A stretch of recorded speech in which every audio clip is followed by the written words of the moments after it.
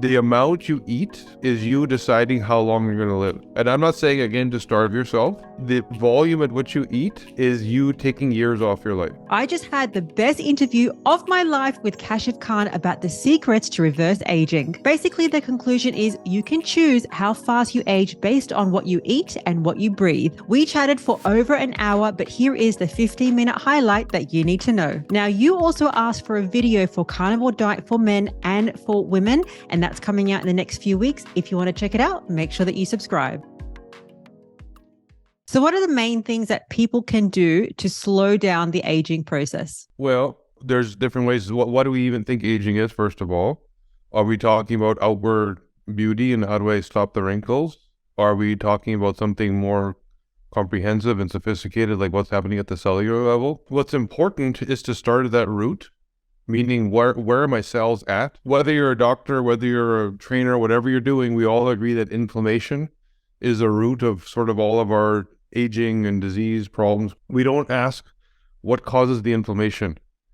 It ends there. There's some inflammatory marker, etc. So if we understand that, what is our cell battling with? Is it your food? Is it something that you're breathing? Is it something that you're stressing? Is it lack of sleep? Like, it may be different things for different people. So it starts there. What is going on at the cellular level, which we really haven't been able to look at until recently? Understanding, is my cell in this sort of survive state or more of a thrive state? That's where aging is coming from. And if you can pick apart and remove all those survival things that you need to deal with and just focus on the thrive, you really slow aging down, both outwardly and inwardly.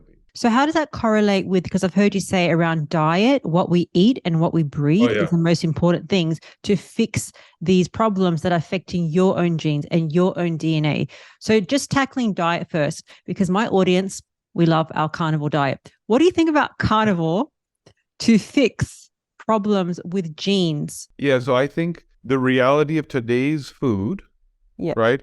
If somebody has an autoimmune condition, there's something they can't figure out, whatever, carnivore is a great place to go. And not necessarily because that diet is best. It's because you're eliminating all the problems that are bad. Yeah. Right? It's not that plants are bad. Today's processing that is required to get plants onto our shelves and the way we consume it, that's bad. So beef, for example, is one of the few proper, grass-fed, free-range, like proper beef is one of the few things left that doesn't have all of those problems. That's why so many people do so well on beef. Yes. Yeah. That's why. Exactly. So now the only consideration there is there's a lot of saturated fat. And if you're very isolated and truly doing that well, then there isn't enough starch and other things to cause you a problem. But even then, we can determine, for example, the ApoA2 gene, how well do you metabolize fat? So there's some people that will go into keto or carnivore diet and they'll feel amazing in the first couple months. 3 to 6 months in, they start to feel a little lethargic, maybe a little bit of brain fog, energy's down, they can't get off the couch in the evening because they don't metabolize fat well. And that burden, again, the day you start, you're getting into this ketosis type state, the ketones are firing, your brain feels amazing, right? So you're kind of burying or hiding the poor outcome of the bad fat metabolization. But if you start to feel this problem, you may be one of those people that doesn't metabolize fat really well. Here's another thing is people like myself, South Asian ancestry, get an insulin response from fat. Most of the world doesn't have this problem. All of the data, the medical data that we use to tell us what to do is all based on research on white Western European males, not even women, males, and Western European, not even Eastern European, right? So the very isolated pocket of the world where all the research is done, and then that's expected to work for everybody. So you really have to diagnose it based on your own, I guess, your own genes. But let's just say that you don't want to go do gene testing. Like, is that like, do we have to do gene testing to understand what our problems are? Well, there's 2 ways to go about it. You can trial and error, which is like, I'm going to try things and when it feels good, I know this works for me. And you may hit the right thing at the right time and feel good right away, or may struggle for a few years and, have to juggle. Or if you do get your genes tested, you have the instruction manual on day one for every consideration. It's not just diet. It's also disease. It's also aging. It's also hormones. It's also brain, unraveling how does my brain work and why do I have friction with that person and this relationship doesn't work and I'm really good at this job or whatever it may be. So it's just that imagine buying a microwave and seeing a microwave for the first time in your life with all the pad and just trying to see what button might do something versus read the instruction manual and you know immediately here's how you go, right? So so back to the carnivore thing. Yeah, I do agree and believe that given everything else that's happening in the world and the level of what you were saying, how things enter our body, the body is very intelligently designed. There's a detox system called the glutathione pathway. So glutathione is this chemical that binds onto toxins, sends them to your liver to metabolize it, a signal that says why those things are happening. Like, let's get rid of it, get rid of it, get rid of it. Let's clear the blood. And it's built in this unique way where you have this first line of defense at the lungs and also in the gut. So our bodies already know that this is where things enter, right? I'm going to breathe things, so I need a filter, and I'm going to eat things, so I need a filter. Then there's a second line of defense in the blood. So picture these traffic cops floating around in the blood looking for nonsense to get rid of, looking for the heavy metals, mold, pesticides, things that aren't supposed to be in the blood, which cause inflammation, the root cause of aging disease, right? So let's get rid of it. So we do these jobs at different levels. And the gut particularly, according to our data, 49% of people don't even have this gene, completely missing. Really? Yeah. So it's not even how well do I do this job or not do this job. Like people aren't even doing the job. Right. 46% of people only have 50% of the instruction. They got it from mom or dad, not from both.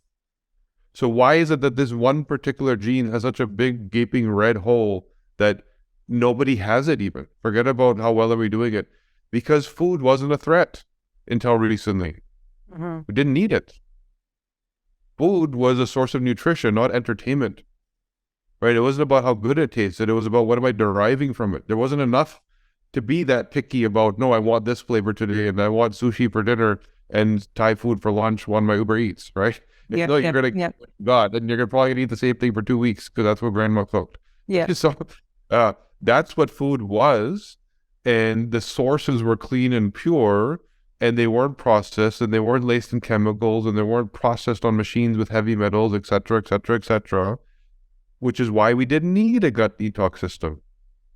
Yeah. Now, here's a really funny thing.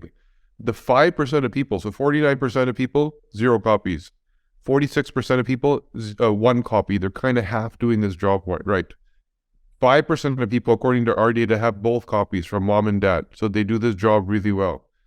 Now, the challenge is those people are ending up with autoimmune conditions because doing the job well was in the context of ancestral food. Now, if you want to chat to Kashif directly, he's going to be a special guest speaker on the 5-Minute Body Club, along with a panel of carnivore experts where you can ask all of your questions. There is a special link in the description where you can get 35% off all classes, including the 60-day fat loss program. I'll see you there. But now the reality of today's food and how toxic it is, they do this job so well that their body overdoes the job and it causes the autoimmune response.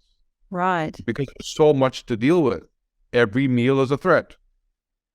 Every meal is a problem, right? Something as simple, as a bag of organic quinoa cookies sounds great. It's organic, all the right ingredients, etc. But the ingredients don't tell you what heavy metal it was processed on, what cleaning chemicals that machine was sprayed with, what's in the inside of the packaging, plastic chemicals. You're eating all of that. And that's why even on carnivore or even on these like diets, like even keto, one person can have an effect on, say, chicken, but it can be good for somebody, but terrible for somebody else because no one person reacts the same because we have a different set of genes coded in us from the time that we're born.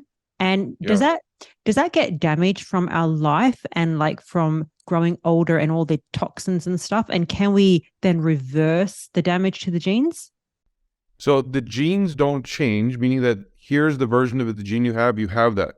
The actual structure, the physical structure gets damaged. It's kind of like a winding, like I've seen, it's like a winding thing, right? Right. And then do you have telomeres on there as well? Yeah, so that the Right. telomere is like a bumper on the end of the DNA, which Hmm. protects it from damage. And it's a predictor of biological age. So if I know how dense my telomeres are, I know that I may be biologically 40 or chronologically 40, but internally 50, because I've caused myself so much DNA damage and I've accelerated that, right? So it's a good measure of that. So that's what DNA damages, not the actual code, but the physical structure gets damaged. That's why we get white hair and saggy skin, because the outward appearance is based on the structure of the cell itself, right? So then using chicken as an example, you had this variability in outcome. 5 different people had chicken and 5 different outcomes. So again, chicken is not chicken is not chicken. Where did you get your chicken from? Today's industrialized chicken is one of the most potent killers that we have in our food system. The way it's been made and processed to what it should be, it's full of what's called a linoleic acid, omega-6. I've heard that, yeah, because the chickens are Right. fed soy and corn. Yeah, it's disgusting. It's Yeah. truly poison. Now, one of those 5 people might be getting pasture organic chicken from a Mennonite farm somewhere, which is great, right? And they're not going to have a problem. And then the other person on the other extreme is going to the supermarket and buying it from a styrofoam tray that came from some industrial farm that's, wrapped in plastic, et cetera, with a bad detox system. They're like, chicken is horrible. Yeah. You're not eating the same thing to begin with. Look at an egg. You could buy an egg, go to something like a Starbucks and somewhere and buy an egg, and it's going to have a pale yellow yolk. It's going to be a little smaller, right? And then go to your farmer's market and buy fresh proper, and you crack it open. It's a dark orange yolk that's rich, full of flavor, right? The nutrient value of these two things is not the same. They're not the same product. You can't compare apples to apples. One is toxic poison that came from an animal that was fed garbage, and the end product of that egg has no nutrition, very little, versus an animal that ate bugs and grass and, produces deep orange yellow yolk, because that's the nutrition value of it. You can see it just by looking at it. These are not the same thing. You can't compare. I know what my audience is thinking. They're going to think, well, I can't afford to get all these pasture raised organic. But my big picture is do the best that you can do. If you can't afford the most expensive eggs or chicken, it's better than eating like sugars or processed grains or like something that is so toxic and so bad for you. But just so that my audience is thinking, well, I can't Yeah. afford all this stuff. What can I eat? What can I do to help with my aging, help with my healing? Yeah, and I think the big picture answer there is you're assuming that you need the same volume of food of the garbage that you're eating. When you have nutrient dense food, Mm-hmm. a proper egg and a proper chicken, you can cut your meal in half and you'll get the same level of satiety and the same level of nutrition, or actually probably even a better level. Your body isn't striving or looking for volume. It doesn't care what the volume is. It cares what nutrients it got. You need energy from calories. You need minerals. You need vitamins, right? You need all these things that fire off all these systems that work in your body. So if you eat, again, a dead egg that has a pale yellow yolk that has very little nutrition, and you eat 5 of those, or eat one proper healthy one, it's actually going to end up being cheaper. This is what people find over time. They eat less, they're more satisfied, they feel better, and we in general eat too much anyway. Yeah. Yeah, That's our yeah, society, eating just loads and loads and loads. Because as you said, eating is a form of entertainment these days. It's not a form of getting yeah. your nutrients. And this is the problem. This is the problem. Oh, for sure, it's a huge problem. Yesterday dealing with my 13-year-old kid, it's like I'm sitting there. We're in an airport, and the only thing available was pizza. And I said, I'm not eating this, not because I don't like pizza, because I don't like that pizza. It's like white bread, garbage. There's no point. I'd rather just fast and be Yes. hungry, right? And okay, the fasting is beneficial to me. I'm going to go through a detox process. I'm going to get into autophagy. I'm going to have growth hormone. Again, my testosterone level is going to go up. I actually benefit from the fasting. It's a different form of improve, create a nutrient value from your body other than an actual nutrient, right?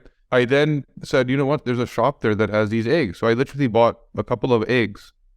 He's like, what are you doing? We're in the airport. I said, I don't care. Why do I have to eat what you think I have to eat?